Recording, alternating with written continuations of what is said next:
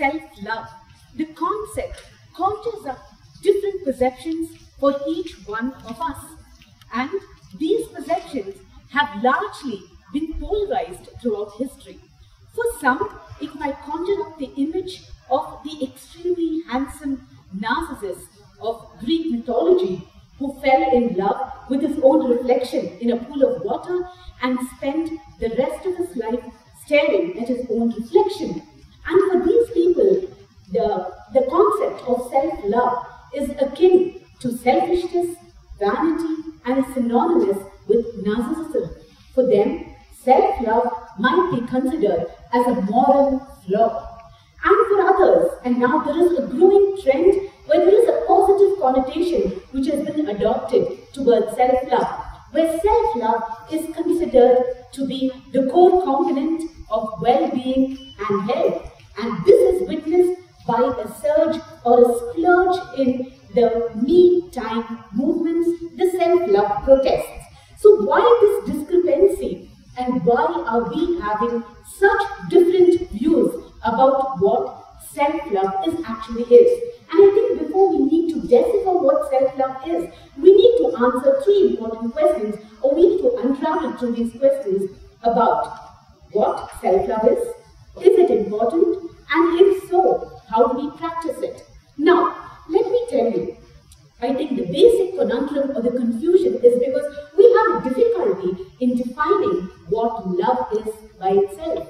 And as a society, as a culture, I think we have a tendency to be obsessed with only one form of love, which is the romantic love. And this is where the problem arises, because in fact, or in reality, love can take different forms, very distinct forms, yet interconnected forms. And I think here the Greeks beautifully distinguish the different forms of love. They called it eros, which is the passionate or the sexual love; the storges, which is the familial or the love that the parents have for the children; the pragma is the practical love which is founded on reason or duty, for example, what we see in arranged marriages. And then there is the ludus, which is the flirtatious love, the non-committed love. And then they speak about the philia, which is the love which is born out of goodwill, and this is true friendship. And then they talk about agape, which is the selfless love, the love for nature, the love for God. And finally, they talk about fallacious, which is the love for oneself. So these are different forms of love, and if we focus on only one kind of love, then we stand the risk of neglecting other probably more healthier, stable forms of love. But all forms of love are important. And this is why we need to understand, and if Aristotle was right, he claimed that friendly feelings for others are a man's extension of one's own feelings, which means then philatia or the self-love might be most important, and this might guide us through the other forms of love, storges, philia, and would lead us to eros and ultimately the experience of agape or the selfless love. So now we are clear that yes, self-love is important, but what exactly does the love for oneself means? Let me tell you what scientific literature tells you. Psychologists define self-love as a state of appreciation that grows from the actions that supports one's physical, psychological, or spiritual growth. This is akin to self-respect, self-regard. This is the authentic and honest appreciation for oneself. If we were to go by this definition of self-love, then let's think about actually when the other group of us who really believe in self-love, are we practicing it right?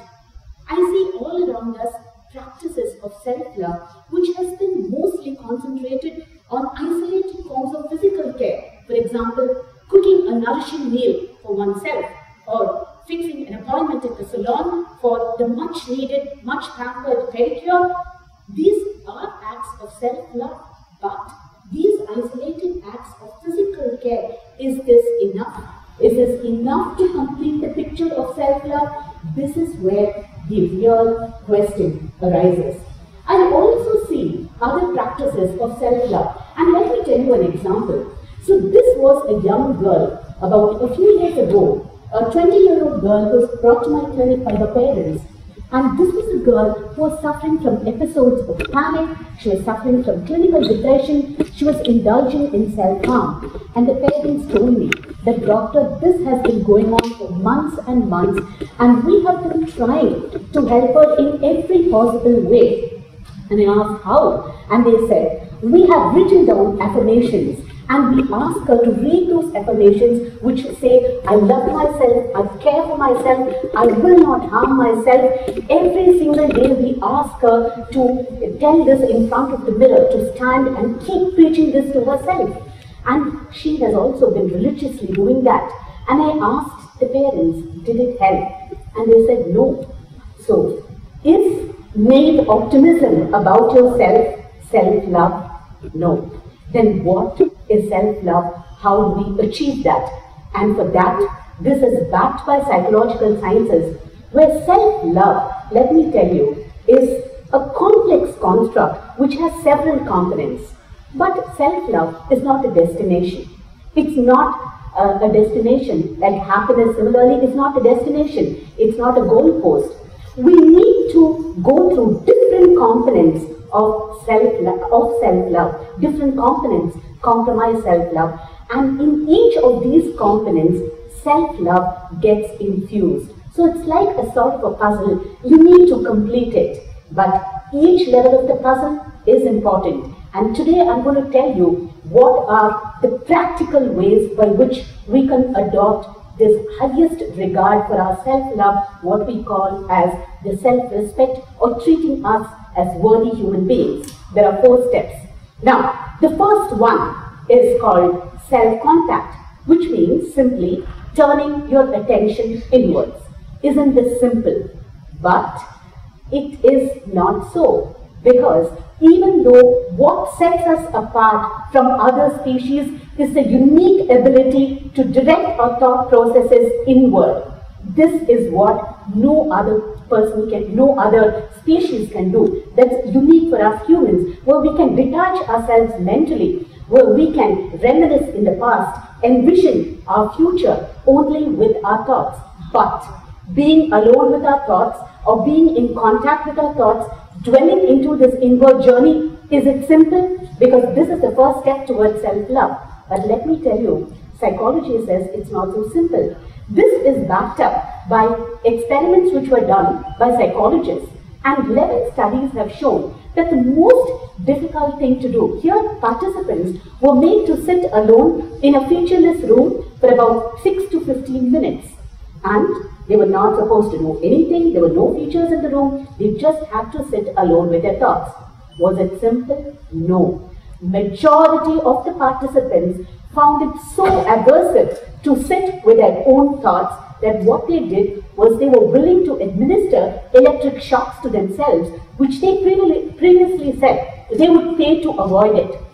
So, even though it is seemingly simple, it is not so. So psychologists concluded that probably the human mind is designed to constantly engage itself. So that's why this inward journey is so difficult. But this then brings to the second step. When, if at all, if we train our mind to consciously direct our thought process inwards, then the next thing that we need to do is to become aware of what happens inside. And this is the problem. The most difficult conversation that anyone can have is the conversation with one's own self. Because when we become self-aware of what's happening within us, we have to confront our demons, internal chaos. And why do I call it internal chaos? That's because of another psychological phenomenon called negativity bias. Every person forms opinions or beliefs about themselves based on the interactions that they have on a day-to-day basis. And even though classic social learning studies show that we learn a lot and we grow from positive information or positive feedback, but the human brain is so designed to have a negativity bias, probably because of the survival instinct. We need to be very aware of the negative feedbacks and we imbibe this. So this negativity bias actually now transforms itself into our own inner critic. It reflects as this inner critical voice that constantly admonishes you for the trivialest of mistakes that you do, the smallest of failures. There's this inner voice that constantly reprimands you for a lot of things. And this is why we find it extremely difficult to have conversations with ourselves, because we really don't know how to deal with this inner critic. If we have learned to do that, and how do we learn to do that, is the third most important component of self-love, the magic key, the magic word, the mantra, and this is what we need to learn, is what is called self-compassion. Self-compassion is the key, where if we are equipped with this toolkit of self-compassion, then we are able to be in contact with ourselves, we are able to be aware of ourselves. So what does this toolkit comprise of? What does self-compassion comprise of? It looks like a fancy term, very abstract term, but there is a practical way that you can adopt or practice self-compassion. And Professor Kristen Neff, she was the one who gave us practical guidelines of what self-compassion consists of. What are the components? There are 3 components. One is called self-kindness. We have heard it a lot of times. Be kind to yourself. Treat yourself as you would treat a cherished one or a loved one. This is extremely important, because do not judge yourself harshly for your mistakes, but be gentle, caring and supportive to yourself. So, if you would ask me, is it okay if I would treat myself as I would treat a loved one? Is this enough? It is helpful but not strong enough. So, this is when we adopt what I call the child approach. Envision yourself, imagine yourself as a crying child. And how would you treat the child? The child does not want to be judged. The child just wants to be picked up, hugged and said it's okay to be upset. And that's exactly how you practice self-kindness. Use the child approach. Now, the second component, self-kindness, this is versus judgment. So this is the first component of self-compassion. The second component is an important perspective taking, which is called common humanity, which means we are not unique in our suffering. We are not alone in our suffering. We need to constantly take the perspective or remind ourselves that we are not alone, that it is a part of the common human experience to experience suffering. And let me tell you by example why this is such a powerful technique. I'm sure sitting here in Tamil Nadu, we have all of us listened to this famous song of a Tamil poet, yesteryear Tamil movie song, where the poet says, Namakkum kele ullavar kodi ninaittu paarthu nimmadi naadu. These lines have proved huge therapeutic benefits for everybody. It has healed a lot of people. There are a lot of people who have told me, Dr. Du's words have healed me. And why is that? Because the poet taps into this powerful domain of common humanity. When you realize or you take up the perspective that you're not alone, it is a powerful experience. It's a comforting experience. So tap into this shared common humanity. That's the second component of self-compassion. And the third one is mindfulness. Mindfulness is the buzzword all around, but in its simplest form, let me tell you. In general, when we have negative emotions, what we tend to do is we hyper-identify with that. We over-focus on that. We magnify, we exaggerate it, we fuse with the emotion and become the negative emotion itself. Mindfulness teaches us to distance ourselves from the emotion, to objectively judge us. This is mindfulness. It's a powerful concept. It requires practice.